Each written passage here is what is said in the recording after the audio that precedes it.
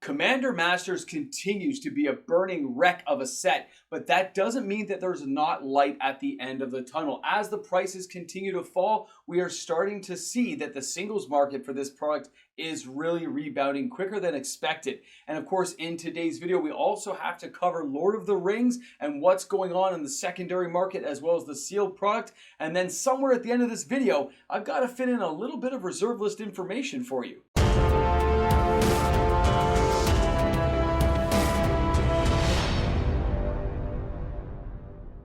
How dark is it going to get before people start to realize that there may be light at the end of the tunnel?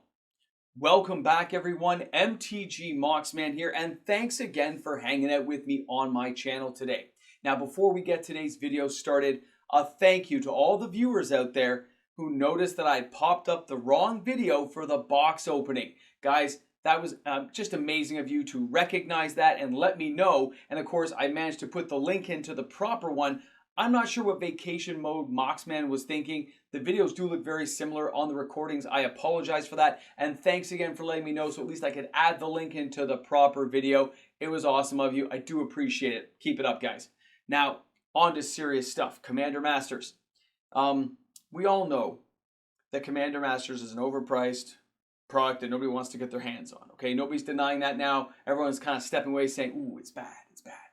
And it is bad, okay? We all know, me personally, I'm not fond of this product. It's not the cards that are in the set, it is the price point of this set that just stands it apart as being just bloated and inflated in price and trying to get into our wallets. But what happens if people actually want to get those cards in the single side of things? Because right now, after all those collector boxes got opened, and almost all the stores I deal with had a couple of boxes they opened for the store, a few of them touched on their draft and set boxes because they were trying to get singles into the market to try to recoup some of their losses.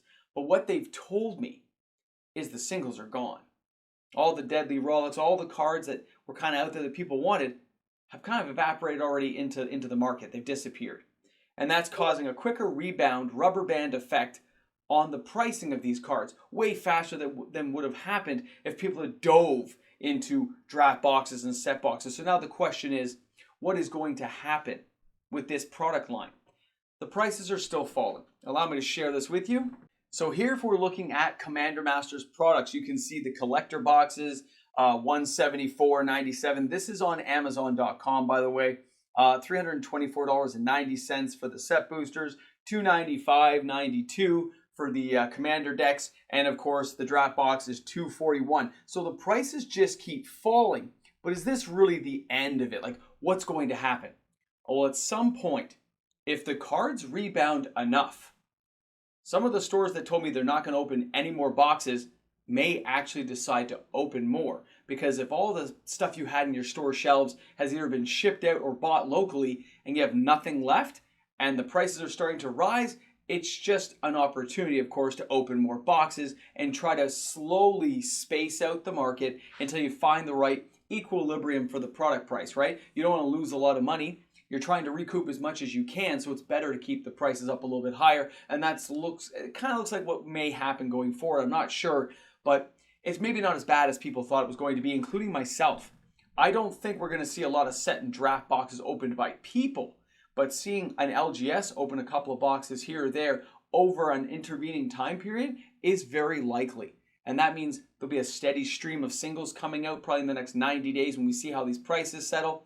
And if the prices continue to fall on sealed product, then all bets are off and people may decide to start really diving in on this stuff if it continues to fall. I'm waiting to see how that all plays out because I think we'll find a floor at some point where if the prices stay stable, but the singles market continues to grow with desire for these cards, then that's going to be a recipe for a lot of boxes getting opened down the line if prices continue to fall, which of course will cause that rubber band effect to take effect on sealed product and it'll actually raise it back up. So it's interesting to follow this market and give this information to you guys as we go along. It's kind of crazy stuff.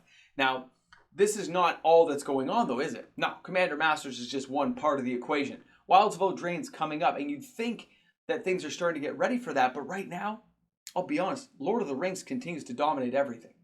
Right now, as far as the top 10 is concerned, it looks like it is far in the lead of anything going on in Commander Masters or other singles. I am trying to see what else is going on, but right now, Lord of the Rings is definitely in the lead. And this is why. As this product continues to sell, and as the life cycle of this product has been going, we see stable pricing. When you look at Lord of the Rings collector boxes, after the One Ring was found, you think the price would just dump right down, but it didn't. It did fall, but it rebounded pretty quickly.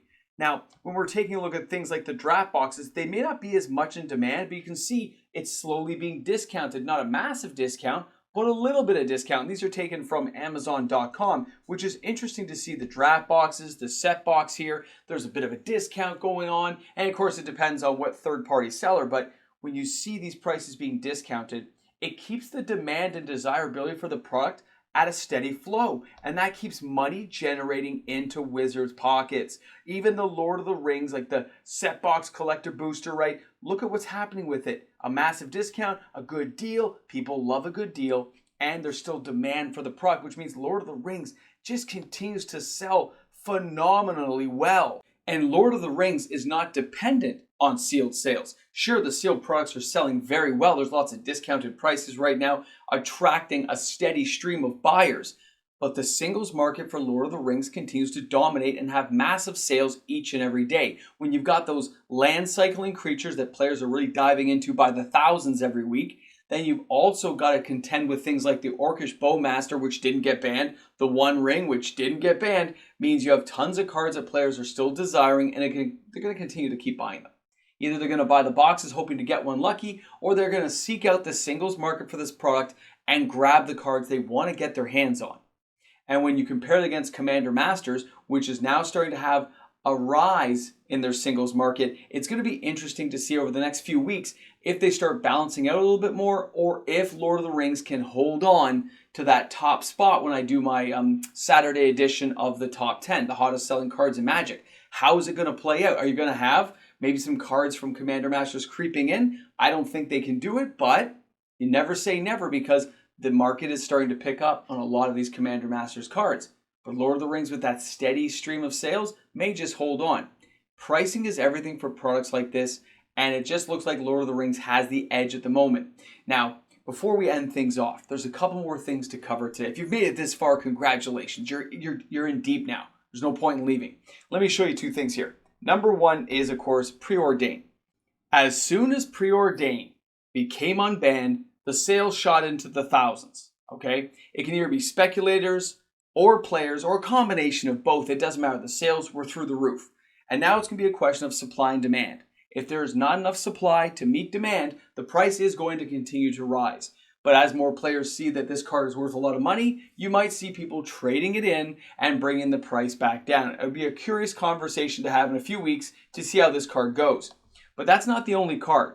We also have Ugin the Spirit Dragon, who did very well in Tron this week, and now you have a lot of players trying to get their hands on the almighty Ugin the Spirit Dragon, who I think was last out in Core Set 2021 with all the cool fancy versions. Well, this card's also seeing a resurgence in popularity, and the price is going up. These are cards to keep an eye on, guys.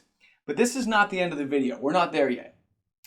We have to talk about the reserve list. Now, when we're here at the end looking at things, and we see a balancing of a lot of pricing now. Yes, reserve list prices are still falling, but it's really slowing down now. It looks like we're finally bottoming out on what we think will be the bottom of a lot of these cards. They've fallen back to like pre-2020 prices. They're below that now for a lot of them. Not all of them, because some of them actually are still used in decks, but it really has come to a lower level. Some cards are still popular and selling well. Others are still going to drop, but the overall average of the sales volumes I'm seeing are still consistently going across a certain level, okay? So we're still seeing decent sales volumes for the reserve list, but the drop in pricing now is really coming to like a standstill. So I want to see how that is going to balance out. I'll be keeping a very close eye to let you guys know, for all those reserve list investor collector people out there who are trying to buy certain cards and want information on what cards are going down more, which cards might go up. I will cover some of this hopefully by Sunday for the reserve list top 10. Hopefully I'll have more information by then to relate back to you. But things like the dual lands kind of bottoming out across the board, and some of the higher end cards like Gaia's Cradle, Mox Diamond, Wheel of Fortune, we're seeing some of those cards actually having little mini upticks, where they're up a few dollars here and there at individual stores who have them still. Although it's not really being reflected very much on MTG stocks. I'm just going by the whole glut of information I get from multiple sources. So it's interesting to see it happen. I hopefully give more information either in the reserve list top 10 or hopefully by even Sunday night when we do the live stream. Anyone wants to ask questions, they can hit me up there, and hopefully I'll have more information I can relay there before I have to put it into a video later. So either way, there's a lot going on in the world of Magic the Gathering. It's an amazing game to play, and I can't wait to see what's going to happen next. Don't forget to bring a friend to Magic. Thanks again for allowing me to entertain you each and every day here on the channel. And if you enjoyed today's content, don't forget, like and subscribe to the channel. Help us get closer to 20,000 subscribers. And I look forward to seeing you guys all for another video tomorrow. And that'll be the top 10 sellers of the week. I'll see you guys there. A big shout out and thank you to the fantastic patrons I have on my channel supporting me each and every day. And because of that support, we are able to upload daily content to everyone out there each and every day of the week. So thanks again to my patrons and my YouTube membership members. You rock. Hey, you're still here. Well, hey, it's great to see you here at the end. You know, the past the credits part. And you stuck this out? You made it. Wow. You're hoping for a sneak peek to see what's going to come next. To go past. Now, I'm not going to get... You know what? Drop a boomstick in the comment section. Just so I know you made it this far. I mean, what's it going to hurt, right? That's awesome. I hope you have a good day. You deserve a good... I mean, you made it to the Ramble Jamble. You deserve a good day. Treat yourself. Have a good day.